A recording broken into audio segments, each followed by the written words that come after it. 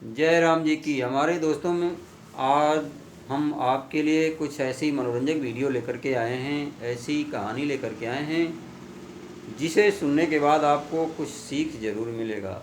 और अगर ये कहानी आपको थोड़ी भी अच्छी लगे, मनोरंजक लगे और आपकी भावनाओं को बदलने लायक लगे तो इस वीडियो को एक लाइक ज़रूर कीजिएगा, क्योंकि आपके लाइक करने से हमारा मनोबल बढ़ता है और आपके लिए हम अच्छी जानकारियाँ ले करके आते रहते हैं। दोस्तों, अच्छे काम का हमेशा अच्छा परिणाम होता है, इसलिए कभी बुरे काम के बारे में मत सोचिए। एक गांव में दो दोस्त रहते थे। बहुत ही घनिष्ठता थी उनके अंदर, बहुत ही अच्छी दोस्ती थी। दोस्तों, दोनों दोस्तों के अंदर इतनी मित्रता थी कि हमेशा एक साथ चलते उठते बैठते और एक साथ ज़्यादा समय गुजारते थे। एक दिन की बात है, एक दोस्त ने कहा कि दोस्त चलो चला जाए तीर्थ यात्रा पर, थोड़ा तीर्थ यात्रा कर लिया जाए। तो दूसरे ने कहा चलो ठीक है चलते हैं। दूसरे दिन उन्होंने अपना बोरिया बिस्तर बांधा, गठरी लिया, अपना जो भी खर्च था पैसे वगैरह लेकर के दोनों दोस्त निकल लिए। जाते जाते, पहले के समय में जानते ही हैं कि ज़्यादा इतना गाड़ी घोड़ा नहीं था। जाते जाते उनको एक गांव में शाम हो गई। गांव के एकांत में एक घर था। तो इन्होंने सोचा कि एकांत में ये घर है, यहाँ शांति रहेगी, तो चलो यहीं पे पूछते हैं और इन्हीं के यहाँ आज डेरा डालते हैं और खाते बनाते हैं। वहाँ पर एक महिला थी, उसके छोटे छोटे बच्चे 3-4 थे। उससे अनुमति लेके उसी के दरवाजे के सामने लोग अपना बोरिया बिस्तर डाले और खाना पीना बनाने लगे। और खा पी के ये दोनों दोस्त जब सो जाते हैं, रात के वक्त वह महिला लगती है रोने। उसकी रोने की आवाज़ सुनने के बाद एक मित्र जो था, बहुत ही सज्जन और बहुत ही नेक इंसान था, दूसरों का हमेशा परोपकारी था, परोपकार करने का कार्य करता था, उसकी नींद टूट गई और जा कर के उस महिला से पूछा कि आपको क्या परेशानी है, हमको बताइए, क्यों आप रो रही हैं। वह अपनी दुखड़ा को सुनाने लगी।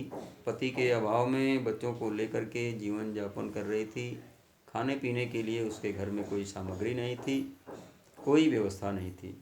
सारी दास्तान सुनने के बाद वह जो लड़का था, जो आदमी था, उसने अपने पूरे सामान को उसको अर्पित कर दिया, सभी सामानों को दे दिया। जितना उसके पास धन था, जितने पैसे थे, सब उस महिला को दे देता है और उससे पूछता है कि तुम्हारे गांव में सबसे गलत आदमी कौन है और सबसे धनी आदमी कौन है। वो महिला बताती है कि एक सेठ है जो लोगों की झपटई करके धन अर्जित करता है और उसके पास बहुत गोदाम है, बहुत अनाज है।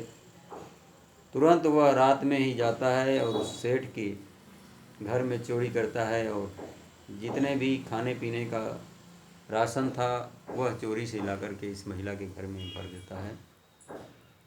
सुबह होती है, दूसरे दोस्त ने कहा कि चलो मित्र अब चलते हैं तीर्थ यात्रा पर।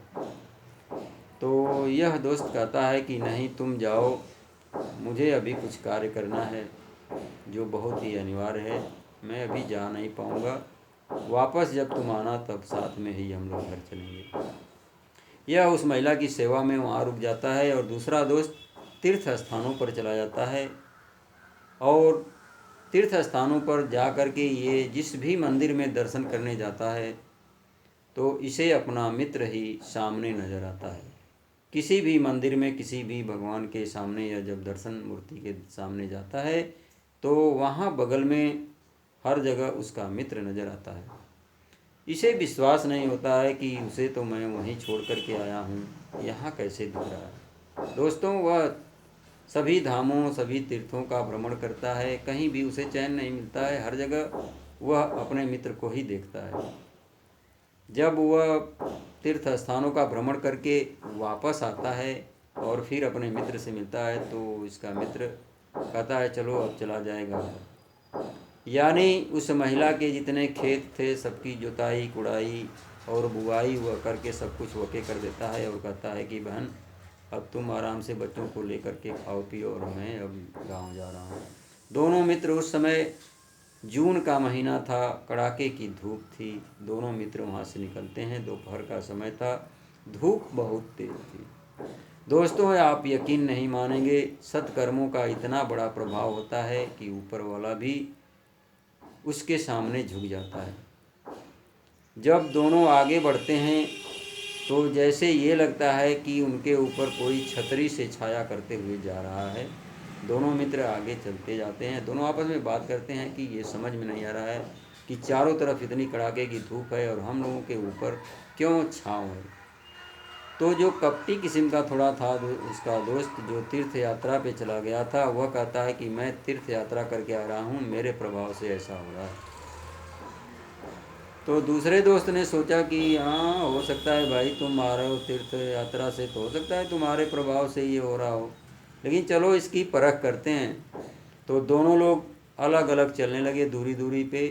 तो देखा गया कि जो लड़का उस महिला की सेवा में लगा रहा, तीर्थ पर नहीं जा पाया, उसके पास छाँव थी, और जो तीर्थ यात्रा करके वापस आया था उसके ऊपर धूप था। तो दोस्तों इससे यही साबित होता है कि आप किसी पीड़ित का सहायता करते हैं, सहयोग करते हैं, किसी दुखिया का आप सेवा करते हैं, उसको सहयोग करते हैं, तो उसका आपको अच्छा लाभ मिलता है, आपको अच्छा परिणाम मिलता है। केवल पूजा पाठ या केवल तीर्थ स्थानों पर घूमने से कोई बहुत बड़ा साधु या बहुत बड़ा अच्छा इंसान नहीं बन सकता है।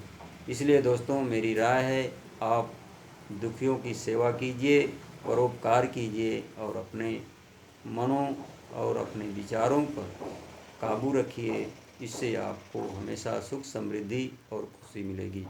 तो दोस्तों आज की कहानी आपको कैसी लगी कमेंट करके ज़रूर बताइएगा, और अगर आप हमारे चैनल पर नए हैं तो हमारे चैनल को सब्सक्राइब जरूर कीजिएगा। हमारी आपसे विनती है कि हमारे चैनल को सब्सक्राइब कीजिए और बाजू के नोटिफिकेशन बेल को भी प्रेस कर लीजिएगा, ताकि हम जब भी आपके लिए ऐसी कुछ जानकारियाँ कहानियाँ लेकर के आएँ तो उसकी सूचना आपको शीघ्रता से मिल सके। तो दोस्तों आगे मिलते हैं अगली वीडियो में कुछ नई जानकारी, कुछ नई कहानी के साथ। तब तक के लिए जय राम जी की